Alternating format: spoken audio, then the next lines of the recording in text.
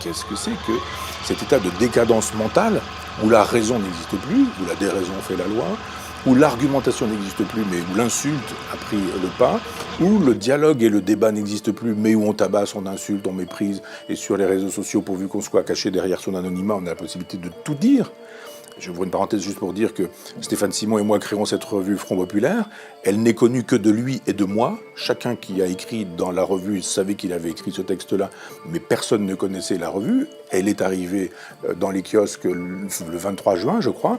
3 semaines en amont, la totalité de la presse avait décidé que nous étions des nazis, des fascistes, des antisémites, que nous étions DA, que nous étions Doriot, etc., etc. Parce que nous faisons peur. Toute la presse appartient à des gens qui sont des milliardaires, et ces milliardaires sont subventionnés parce qu'ils ne vendent pas assez de journaux. C'est assez extravagant. C'est-à-dire que tous les patrons de presse, Le Monde, Libération, etc., tous les journaux, tous les magazines, sont entre les mains de fortunes qui pourraient effectivement assumer le travail à perte des journalistes. Et la vente des numéros ne suffit pas. Eh bien, les gens paient, c'est-à-dire l'impôt. Les gens donnent de l'argent au Monde pour que le Monde puisse continuer à les insulter, et insulter les Gilets jaunes, ou que le Libération puisse nous faire savoir que les Gilets jaunes sont tous des nazis, des fascistes, après avoir pris de l'argent dans la poche des Gilets jaunes pour dire on va pouvoir payer ce journal qui appartient à des milliardaires qui, eux, ont intérêt à avoir ces journaux. Pour quelle raison ? Parce qu'ils défendent l'idéologie dominante, parce qu'il s'agit globalement de travailler à la logique transhumaniste. Il s'agit de dire fin des nations, disparition de la France. Si vous commencez à dire le mot France, que vous utilisez même vous-même en disant mais où en est la France ? Oh là là, déjà posé la question de la France, mais elle est déjà morte, elle est rance, elle pue, elle est moisie. Je renvoie à BHL, je renvoie à Solaire ou à tous ces gens-là. Donc fin des nations, disparition des nations, fabriquons l'Europe de Jean Monnet. Jean Monnet était quand même payé par la CIA. Les mémoires de Jean Monnet ont été écrites par des gens qui recevaient des chèques de la CIA. Tout ça est documenté, on le sait. Et le projet de cette Europe est un projet libéral, post-national, qui va vers un autre projet qui est celui du gouvernement planétaire. Celui des GAFAM. C'est-à-dire que quand vous arrivez, que vous déboulez avec un journal en disant « mais nous n'existons qu'avec nos abonnés », nous avons une pléthore d'abonnés, 40 000 personnes qui arrivent et puis nous disent « voilà, ça nous intéresse, on vous donne de l'argent », on est libre. On appartient à nos lecteurs, on n'appartient pas à des patrons. Donc nous, on a le souci de la vérité, de la justice et de la justesse. On n'a pas le souci de dire il faut détruire tout ce qui est souverain, au sens noble du terme. Qu'est-ce qu'un souverain ? C'est quelqu'un qui est le maître chez lui, qui est le maître de lui-même, qui est le maître à bord. On va parler du souverainisme un peu plus tard. Je rappelle que les victimes du Bataclan ont été photographiées, que ces photos sont interdites et que personne ne les a vues. Qu'est-ce que c'est que cette obscénité qu'il ne faudrait pas montrer ? On montre toutes les obscénités possibles sur le net. Toutes les obscénités possibles s'y trouvent. Il y a une époque, vous n'aviez pas le droit de montrer les têtes décapitées par Daesh. Ah bon, pourquoi ? Tout est possible, mais pas ça. Et là, il y a des gens qui ont été massacrés, des dizaines et des dizaines de gens qui ont été massacrés. Photographiés, ces photographies sont interdites. Qui interdit ? Et pourquoi ? Quel est le motif de l'interdiction de ces photographies ? C'est le réel qui est interdit. C'est le réel qui est interdit. Et voilà pourquoi on nous déteste. Nous, on veut faire une revue avec le réel. Et les journaux font des revues avec des fictions, ils font des revues avec des mythologies, ils font des revues avec des légendes. Ils enseignent des choses qui relèvent de la propagande. Donc voilà pourquoi on est détesté. Simplement, on dit, nous, on appartient à nos lecteurs. Plus on aura de lecteurs, plus on sera libre. Plus on aura d'argent, plus on pourra faire des choses. Alors après, c'est Michel Onfray n'est intéressé que par l'argent. J'ai fait des années et des années d'université bénévole. Pardon ? Vous gagnez combien ? Avec le Front Populaire, là ? Avec Front Populaire ? Commençons par le Front Populaire. Pour l'instant, rien. J'ai simplement dépensé 450 €. Stéphane Simon a dépensé 450 €. On a démarré cette aventure. Pour l'instant, on n'a gagné rien du tout. Ça fait 4 mois qu'on y travaille, on n'a rien gagné. Que pense-t-il des Black Blocs ? Là aussi, c'est difficile de faire une sociologie de quelque chose qui échappe à la sociologie, puisque, vous l'aurez constaté d'ailleurs, et c'est quelque chose de très intéressant, jamais on interroge un Black Bloc. Jamais. C'est-à-dire que vous avez des journalistes, ils sont là, ils vous chopent un gilet jaune, et c'est par hasard, hein, évidemment. Ils prélèvent toujours par hasard. On n'a jamais la méthodologie il y a 300 personnes et on a demandé à telle personne, on l'a choisi pour ceci, pour cela, etc. Il y a plein de Black Blocs, des journalistes qui les filment à longueur de temps, c'est-à-dire qu'on a vu avec les gilets jaunes pendant des samedis à la queue leu des gens qui sont des Black Blocs, qui foutent le feu, qui arrachent des grilles, qui balancent des trucs dans les vitrines, etc., etc. Pas un journaliste a dit « Venez, restez masqués, parlez-nous, dites-nous qui vous êtes ». Expliquez-nous votre sociologie. Vous avez quel âge? Vous faites quoi dans la vie? Vous êtes marié? Vous avez des enfants, des diplômes, un boulot? Quel est votre pouvoir d'achat? Quelle est votre idéologie? Vous luttez pour quoi? Vous faites ça pour quelle raison? Est-ce que vous pensez qu'en jetant une grille d'égout sur un abribus, vous faites avancer vraiment la cause du prolétariat? Jamais. Jamais. Ce que je constate, c'est que donc on laisse les Black Blocs être invisibles. On ne sait pas ce qu'ils pensent véritablement. Et quand ils se mettent à assiéger l'Arc de Triomphe, eh bien, ils enfilent un gilet jaune et on dit « ce sont des gilets jaunes ». Et comme par hasard, les journalistes les suivent, caméra sur l'épaule, mais là, il n'y a pas un flic pour les suivre. Il n'y a pas un flic pour les suivre. C'est-à-dire qu'on les laisse faire. On a tagué, tous ces gens-là ont tagué l'Arc de Triomphe. Il y avait sur l'Arc de Triomphe des tags, franchement, Black Bloc, etc., justice pour Adama Traoré, ce genre de choses étaient sur le justice pour Adama Traoré. On sait qu'on est dans les décolonialistes, les racialistes, etc. D'un seul coup, il faut les associer aux Gilets jaunes. La base de l'Arc de Triomphe est constellée de tags. J'ai vu ça en regardant les choses. J'ai fait un livre qui s'appelle Grandeur du petit peuple, et je me suis dit, je vais chercher une iconographie sur le net. J'ai cherché une iconographie sur le net. Qu'est-ce que je vois?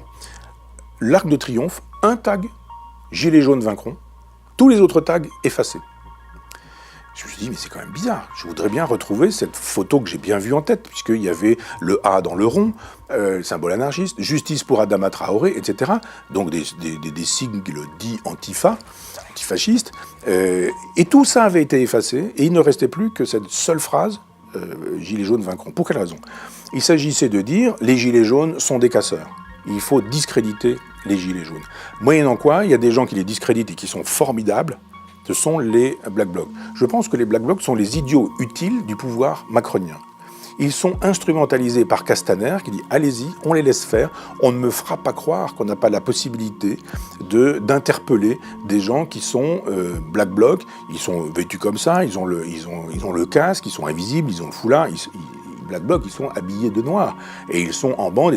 Jamais d'interpellation. En revanche, des gilets jaunes qui ont perdu des yeux, des bras, des mains, des doigts, etc. Alors là, il y en a quantité. Les Black Blocs, non, ils arrivent, on ne sait pas, ils surgissent de nulle part, ils cassent tout, ils disparaissent, on ne les voit plus. Aucune interpellation, rien ni personne.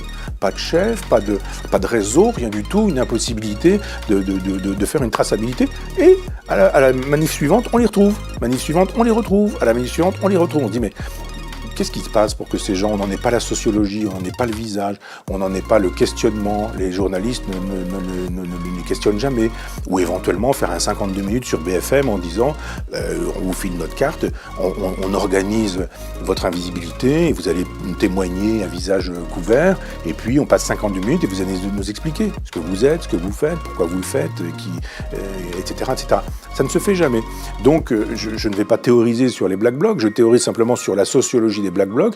Je vois qu'ils existent, qu'ils commettent leurs forfaits, qu'on les laisse commettre ces forfaits, et que d'une certaine manière, quand il s'agit sur le net d'effacer la trace de leurs forfaits, on les efface parce qu'il s'agit, une fois encore, de stigmatiser le peuple qui serait le seul personnage détestable dans cette aventure.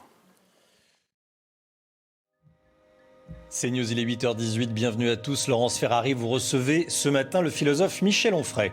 Bonjour Michel Onfray. Bonjour. Bienvenue dans la matinale de CNews. Comment qualifiez-vous la flambée de violence à laquelle nous assistons avec une montée en puissance inexorable? On ne caillasse pas seulement les policiers, on leur tire dessus pour les tuer. Quel mot vous choisissez? Délitement, effondrement, chaos, lequel? J'ai pas envie de choisir, je pense que tout va, mais je peux même ajouter guerre civile, moi ça ne me gêne pas. Guerre civile.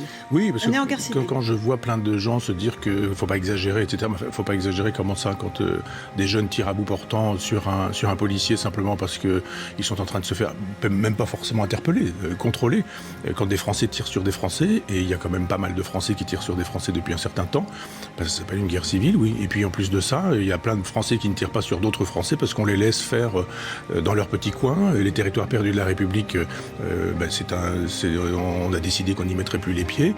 Donc dans ces cas-là, oui, effectivement, quand il y a des sécessions, des quartiers qui font sécession, ça ressemble à quelque chose qui s'apparente à la guerre civile, oui. Vous avez le sentiment qu'on a atteint un point de basculement et que voilà, c'est de l'ordre du civilisationnel.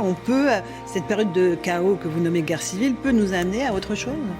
Oui, parce que je crois qu'il y a eu avec les présidents précédents des gens qui, en gros, faisaient semblant de tenir l'État. Il y avait un semblant semblant d'État, et on pouvait faire semblant d'être chef, on pouvait faire semblant qu'il y ait encore un État, donc on pouvait faire semblant qu'il y ait des chefs d'État. Là, on a un chef de l'État qui nous dit « Ah mais moi, ça m'intéresse pas du tout la France. J'aime pas la France, j'aime pas les Français. » Il fait ça tel que vous le dites. Il envoie juste la police tabasser les pauvres, les gilets jaunes qui disent qu'ils vont pas pouvoir payer leur plein d'essence. Donc oui, il les massacre, il le fait voir en permanence. Non, on disait du général de Gaulle qu'il aimait la France mais pas les Français. Je pense qu'Emmanuel Macron n'aime ni la France ni les Français. C'est pas ce qu'il dit, mais effectivement, c'est l'interprétation. C'est pas ce qu'il dit, mais c'est ce qu'on voit. C'est ce qu'on voit. C'est-à-dire que quand on est le chef de l'État, on est dépositaire d'une souveraineté et on protège son peuple. Il ne protège pas son peuple. Il n'aime pas son peuple.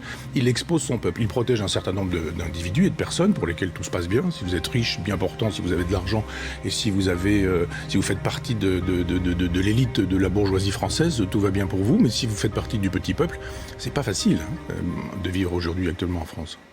Un dernier mot du déconfinement, ça y est, c'est en marche pour lundi prochain. Jauge à 50% sur les terrasses, pareil pour les cinémas et les théâtres. Il est temps que notre pays reprenne une vie normale malgré le contexte sanitaire qui reste très tendu. Oui, moi je pense qu'effectivement tout ça a été mal géré depuis le début. On va pas revenir sur cette histoire, mais il y aurait un travail de journaliste à faire en expliquant ce qui a été dit et le contraire, ce qui a été fait et le contraire. Sur les masques, c'était dangereux de porter des masques. Aujourd'hui, c'est dangereux de ne pas les porter. C'était dangereux de confiner. Aujourd'hui, c'était pas dangereux. C'est dangereux de ne pas confiner. À une époque, il fallait pas fermer les frontières. C'était problématique. Maintenant, il faut les fermer. On se dit, mais ça a été mal géré pendant un an. On nous a dit, quoi qu'il en coûte, l'État fera le nécessaire. Aujourd'hui, on voit que le quoi qu'il en coûte, ça va se terminer dans quelques mois, dans quelques semaines. On s'aperçoit que pour certains, ça se passe bien. Pour d'autres, ça va être problématique. Si vous lancez votre restaurant dans les 6 mois qui ont précédé la fermeture, vous allez être remboursé sur quelle base? Donc il y a une souffrance, il y a une douleur des Français. Et cette façon qu'a Macron de dire une chose et son contraire, moi je me souviens il y a quelques temps, il nous disait mi-avril, encore 4 ou 5 semaines, et puis vous verrez, ça va bien se passer. Mi-avril, il s'est passé quoi? Il s'est passé rien. Il s'est passé 300 morts par jour. Ah oui, mais je veux dire que vous avez aussi un tas de gens qui estiment que, justement les mêmes, que c'est un État policier. Alors ceux qui estiment que Castro était formidable, estiment qu'un pass vaccinal, c'est la dictature, c'est la tyrannie, que c'est la fin des libertés individuelles, etc. Moi, je suis vacciné, je veux bien qu'il y ait un pass, ça me paraît normal. Vous voulez pas être vacciné, pas de problème. Vous avez le droit de ne pas être vacciné, mais vous n'allez pas avoir le droit de contaminer les autres. Donc oui, bien sûr, il y a des choses que vous n'aurez pas le droit de faire. Ce pass sanitaire sera réservé aux grands événements, plus de 1000 personnes. Donc, mais vivre est un grand événement. Vivre est un grand événement au quotidien. Chaque jour, c'est un grand événement. On n'a pas besoin d'une foire, d'une fête, d'un festival pour appeler ça un grand événement. Alors, un festival d'Avignon, oui, on aura droit, mais dans la vie quotidienne, non, la vie quotidienne doit être une fête, c'est un grand événement. Et il fallait penser en termes de territoire et en termes de région, en disant il se passe quoi ici, il se passe quoi là. Effectivement, quand vous avez une démographie extrêmement dense, c'est pas la même chose que quand vous avez une démographie qui ne l'est pas. Quand vous avez des clusters, quand vous n'avez pas de clusters, enfin du moins des foyers, et que vous n'avez pas de foyer, c'est pas exactement la même chose. Et là, pour le coup, on aurait pu imaginer un chef d'État qui aurait pu dire au préfet, au sous-préfet, au président de région, sur place, vous saurez ce qu'il en est, faites, agissez, c'est aussi ça la République. Quand on est grand, on sait déléguer. Quand on est petit, on ne délègue pas. Et vous avez bien constaté qu'on ne délègue pas. Merci Michel Onfray d'être venu ce matin dans la matinale de CNews. L'idée d'avoir un passeport sanitaire, je trouve étonnant qu'un certain nombre de gens, ceux qui sont souvent très répressifs et contre la racaille, etc., se comportent comme des racailles en disant pas de masque, je songe à Philippot, ou des gens comme ça, qui ont activé d'ailleurs une campagne contre moi sur le net quand j'ai fait savoir effectivement que j'étais pour le pass sanitaire, en disant mais vous avez bien sûr le droit de contaminer les gens, il n'y a aucun problème, vous pouvez aussi quand vous avez le sida avoir des rapports sexuels avec des gens non protégés, c'est un droit, allez-y. Et estimer qu'effectivement vous avez une jeune fille qui vous plaît, vous avez le droit de la violer. Mais cette façon de concevoir que le droit de nuire est un droit me sidère. Donc je dis, vous avez le droit de ne pas vous faire vacciner, c'est entendu. Dans une autre époque, ne pas se faire vacciner, on serait passé pour un fou. Vous avez le droit de ne pas vous faire vacciner. Mais la société a le droit de dire, mais puisque vous ne voulez pas protéger les autres, la société va se protéger de vous. Moyennant quoi, dans des endroits où vous risquez de contaminer des gens, vous n'aurez pas la possibilité d'entrer. Alors libre à vous de vous comporter de manière dangereuse, mais acceptez que la société se préserve aussi, et préserve les gens. Moi, c'est ce que je dis depuis le début avec Macron. Un chef d'État préserve son peuple.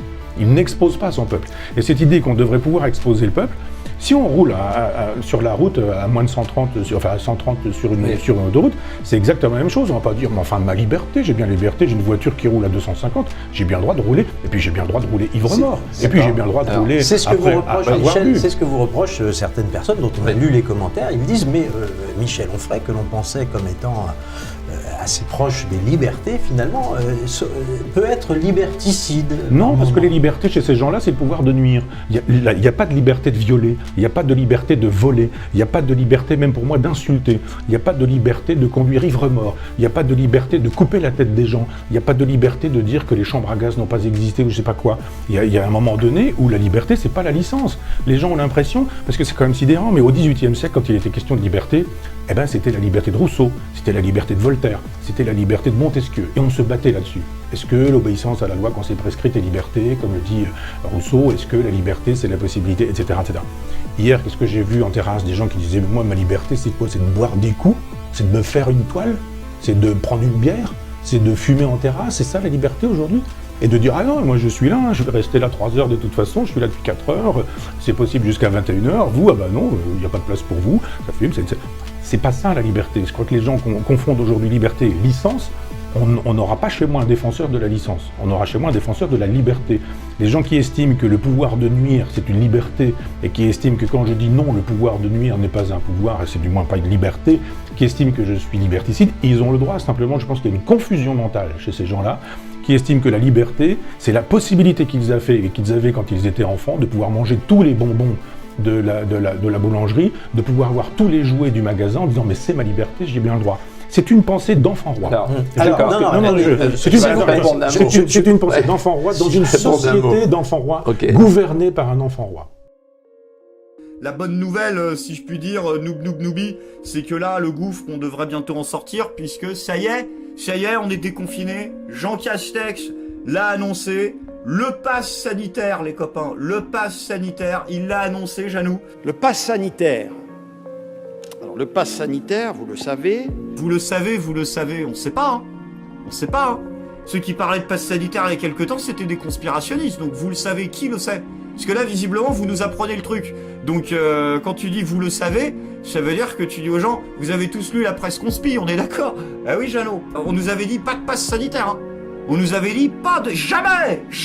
Donc, du coup, alors attendez, on fait, comme d'habitude, la mise à jour du score. Donc, une fois de plus, les complotistes avaient raison. Donc, Team Conspi versus gouvernement, bah, on arrive à 173-0 quand même.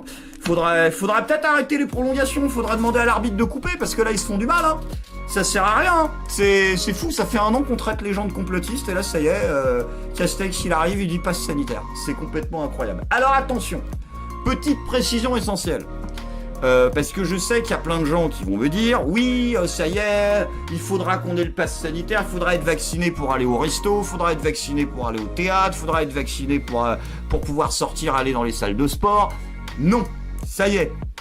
Comme on pouvait bien évidemment s'y attendre, Emmanuel Macron s'est opposé très très vigoureusement, hein, mes amis, à l'obligation vaccinale pour accéder à certains lieux. Donc il a dit, le pass sanitaire ne sera jamais un droit d'accès qui différencie les Français. Il ne saurait être obligatoire pour accéder aux lieux de la vie de tous les jours, comme les restaurants, théâtres et cinémas, ou pour aller chez des amis. Par contre, dans des lieux où se brassent les foules comme les stades, festivals, foires ou expositions, il serait absurde de ne pas l'utiliser. Donc, ils ont reconduit El Famoso stratégie du good cop, bad cop, qui nous ont mis en place depuis le début de cette épidémie. À chaque fois qu'il y a un confinement, Macron met en scène des fuites de l'Élysée comme quoi il piquerait des coups de colère parce qu'il refuse de confiner les gens. Ce qui est vrai, on avait vu pourquoi dans un précédent live. Et donc, bien évidemment, il ne faudra pas être vacciné pour aller au resto, pour aller dans les salles de spectacle, pour aller dans les salles de sport. Mais ça veut dire plusieurs choses. Ça veut dire que déjà, dans les rassemblements en lieu clos de plus de 5000 personnes, il le faut. Donc moi, la Japan Expo et le Comic Con, c'est dans mon cul, j'en ai rien à foutre, mais il y a des gens qui vont souffrir. Michael J, au niveau de sa vie sexuelle, ça va être quand même sérieusement méchant ce qu'ils sont en train de lui faire. Après, il sera peut-être probablement vacciné. Mais normalement, là ça y est, les conventions de youtubeurs, je me les mets au fion. Mais, par contre, bien évidemment, là où le pass sanitaire sera obligatoire, ce sont pour les rassemblements en extérieur de 1000 personnes. Ce qui est absurde, hein. 5000 en intérieur, 1000 en extérieur, alors que maintenant c'est complètement acté qu'on chope davantage le Covid à l'intérieur qu'en extérieur. Mais c'est pas grave. Bon ben voilà. C'est une loi anti-gilet jaune. C'est tout. Voilà. Ce que aucun média, bien évidemment, n'a couvert. Donc c'est terminé les manifs en France. Il faut avoir le pass sanitaire pour pouvoir manifester. Ah, attention, c'est fini les manifs. Non, les manifs citoyennes, intégrées, progressistes, de citoyens vigilants et attentifs, eux, c'est autorisé. Ceux qui manifestent pour la paix, le progrès et la fin dans le monde, enfin contre la fin dans le monde, eux, c'est bon, eux, ils manifestent. Mais les gilets jaunes, qui sont à 80% anti-vax, on va pas se mentir, eh ben eux, c'est terminé. T'as plus qu'à mettre Gilbert comme ça, comme à Auschwitz, tu fais 2 files, et tu regardes les mecs qui sont pas vaccinés, allez, dans le camion, dans le camion, dans le camion. Ils ont voté une loi anti-gilets jaunes. Ce n'est rien de plus que ça. Point à la ligne. Terminé, c'est fini.